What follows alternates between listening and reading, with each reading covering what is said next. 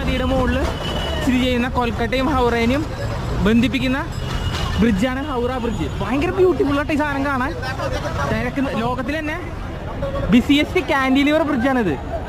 ഈ ബ്രിഡ്ജിന് താഴെ നിങ്ങൾ കണ്ട ഒരു പൂ മാർക്കറ്റ് ഉണ്ട്. അത് വേറൊരു ലോകമായിട്ട്. ഇതിന് മുകളിലും താഴെ നമ്മൾ കൺസിഡർ ചെയ്യുമ്പോൾ രണ്ടും വ്യത്യസ്തമായിട്ടുള്ള ലോകമാണ്. നിങ്ങൾ കണ്ട താഴെ പൂ മാർക്കറ്റ്. ഒയ്യോ കാണാൻ തന്നെ വേണം. ഇത് കണ്ടു കഴിഞ്ഞാൽ ഭയങ്കര വെറൈറ്റി ആയിട്ട് തോന്നുന്നുണ്ട്.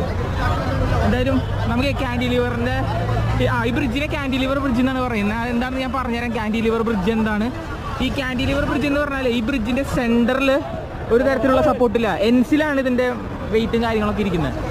ഭയങ്കര കൺസ്ട്രക്ഷൻ വൈസ് ഇതൊരു മാർവൽ തന്നെയാണ് ഞാൻ പറയും. കൊൽക്കട്ടയുടെ പ്രൈഡാണ് ഈ ഹൗറ ബ്രിഡ്ജ്. നമുക്ക് ഇനി അങ്ങോട്ട് നടക്കാം. ഈ ബ്രിഡ്ജിന് വേറൊരു പേരുണ്ട്. ഹൗറ ബ്രിഡ്ജിന് മാത്രമല്ല രവീന്ദ്ര സേതു എന്നും പറയും. പേരുണ്ട്. രവീന്ദ്രനാഥ് ടാഗോറിൻ്റെ പേരിൽ ആണ് ഇത് അറിയപ്പെടുന്നത്. ഇങ്ങനെ ഒരു പേര് ഇട്ടിട്ടുണ്ട്, രവീന്ദ്ര സേതു.